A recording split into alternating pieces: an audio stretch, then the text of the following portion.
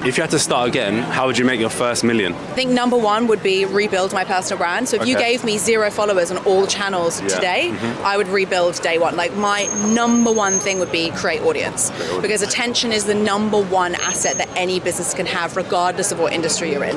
If you hold the attention, you can sell your products, your services to that audience and they will buy it. I have a very clear goal of what you personally want to achieve. I think if you don't intrinsically want something out of the business that's not tied to a monetary figure or an ego-driven figure, then you're never going to put in the yards to get to where you need to go. So you need to build the business around what you want out of your life.